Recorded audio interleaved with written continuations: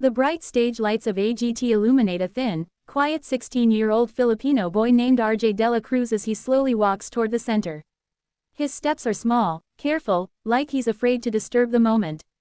Wearing a simple white shirt, slightly wrinkled jeans, and old black shoes that have clearly been repaired many times, he looks nothing like a typical showman. But his eyes, dark, searching, hold a deep, unspoken story. As he faces the judges, he swallows hard. The microphone feels heavy in his trembling hands. Simon observes him closely, sensing both fear and determination. Sophia gives him a warm smile to ease his nerves, but the crowd is whispering. Another Elvis act, another impersonator. Expectations are low, but RJ doesn't seem to hear any of it. He is focused on the memory that brought him here. "Hi, I'm RJ, he says softly, his accent gentle. "I come from Manila, and I'm here to sing a song my father used to sing for me." His voice cracks slightly. Simon notices. "Is he here with you?" Heidi asks kindly. RJ hesitates. "He passed away last year." The room shifts. The whispers die instantly. He continues, "But I feel him every time I sing Elvis. He loved Elvis, he said one day I should sing on a big stage." RJ tries to smile, but it's filled with sadness. He steps back and takes a deep breath. His hands tighten around the mic.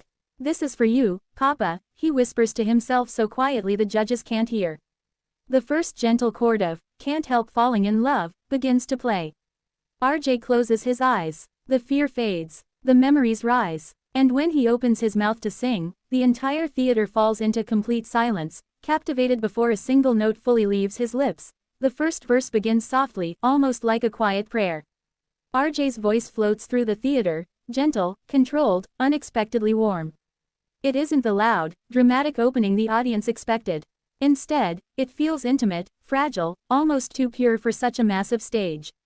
People lean forward instinctively, wanting to catch every note.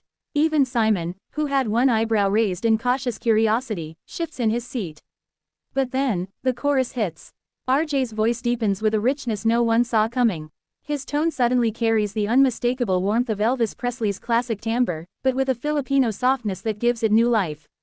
A wave of gasps sweeps across the crowd. Someone in the back shouts, "Oh my God!" A woman in the front row covers her mouth, eyes wide. Howie sits up straight, stunned. Heidi glances at the audience, as if confirming she isn't imagining what she's hearing. Simon's reaction is immediate. His eyes snap open fully, and he leans all the way forward, elbows on the desk, staring at the boy like he's witnessing something impossible. His jaw tightens, not in criticism, but in disbelief, rare, genuine disbelief. RJ continues, now adding subtle runs and soulful vibrato. He's not imitating Elvis. He's channeling him, honoring him, while still sounding uniquely himself. Each word carries emotion drawn straight from his heart. And the audience feels it. By the second verse, people are whispering to each other, pointing, shaking their heads in amazement. Then it happens. The crowd rises, slowly at first, then all at once. A mid-song standing ovation. RJ doesn't even realize it. His eyes are closed, lost in the music, singing for a father who believed in him when nobody else did. Halfway through the performance, RJ reaches the most emotional part of the song. His voice becomes softer, warmer, trembling just slightly. It's the kind of tremble that doesn't come from fear, but from memory. The spotlight grows brighter behind him, casting a gentle glow around his silhouette, almost like someone is standing there with him. Then the stage screens behind RJ begin to change. At first, they show vintage black and white footage of Elvis concerts, crowds screaming, Elvis smiling, the nostalgic energy of a past era. The audience thinks it's just a nice touch from the production team. But suddenly, without warning, the visuals shift. A faded photo appears. A young RJ sitting on his father's lap, both smiling as his dad holds an old guitar. Another photo follows, his father teaching him how to strum chords in their small Manila living room. Then a final picture. A hospital bed, RJ holding his father's hand. The theater reacts instantly, gasps, soft cries, hands covering mouths. And on stage, RJ sees the images too. He wasn't told they would show them.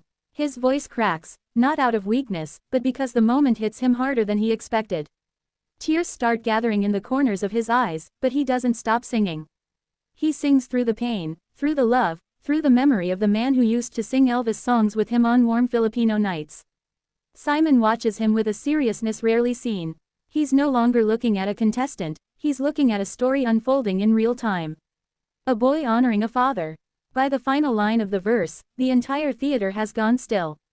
No movement, no noise, just a boy, a voice, and a father's legacy echoing across the stage.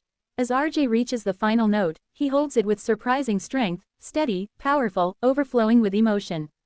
It feels less like a performance and more like a goodbye letter to his father. The note lingers in the air, vibrating through the theater, reaching even the quietest corners of the room. And then, silence. A full second passes. No one even breathes. Then the entire audience erupts at once. People leap to their feet so fast that chairs slam backward. The applause is thunderous, raw, uncontrolled, almost desperate. Some audience members are wiping tears, others are shouting, "Bravo!" or simply screaming because they don't know how else to release what they just felt. Even people backstage, camera operators, sound crew, stagehands, are clapping while watching the monitors. It's one of those rare moments where the entire building seems united in one overwhelming emotion. On stage, RJ stands frozen. His eyes dart across the sea of cheering strangers, trying to understand what just happened. His chest rises and falls quickly, he's still catching his breath. He covers his mouth with a shaking hand, overwhelmed. He never imagined this reaction, not in his wildest dreams. The judges stand too. Howie is clapping hard, looking stunned. Heidi is smiling with tears in her eyes. Sophia shakes her head slowly, like she can't believe something this pure just happened in front of her. But it's Simon who draws the most attention. He stands slowly, deliberately, staring at RJ with a softness in his eyes the audience rarely sees. It's not just admiration, it's respect. Backstage, RJ's mother watches through a small monitor. When she sees the entire theater standing for her son, she breaks down, crying into her hands as a staff member gently hugs her. This isn't just applause. It's a moment, one that feels bigger than the show itself. The applause slowly fades, but the energy in the room remains electric. RJ is still trembling, clutching the microphone as if it's the only thing keeping him grounded.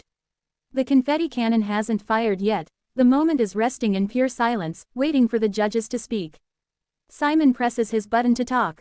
His voice is softer than usual. RJ. He pauses, visibly emotional. That didn't just sound like Elvis. He shakes his head slowly. It felt like Elvis. And it felt like you were singing straight from your heart. The audience cheers. RJ lowers his head, tears forming again. Sophia adds, "You brought something magical to this stage tonight." Heidi nods beside her, saying, "We felt your love, your story, your father in every note." Howie simply puts a hand to his chest, speechless. Then Simon does something he rarely does. He stands up, slowly, meaningfully, and pushes his chair back. The entire audience senses something is coming. Phones rise in the air. A ripple of excitement spreads through the room. RJ's eyes widen. Simon steps forward, places both hands on the judge's table, and says in a calm, deeply sincere voice, "You deserve something special." Without another word, he slams his palm onto the golden buzzer. The theater explodes. Golden confetti shoots upward like fireworks, raining down over the stage. RJ gasps, dropping the microphone as he covers his face with both hands. His knees almost buckle. The crowd screams in joy. Sophia cheers loudly. Heidi claps with tears in her eyes. Simon walks onto the stage, brushing confetti off his jacket. When he reaches RJ, he places a hand on his shoulder and says, "Your father would be so proud." RJ breaks down completely, crying, smiling, overwhelmed. In that moment, a young Filipino boy becomes a global sensation. A new chapter of his life begins beneath a storm of gold.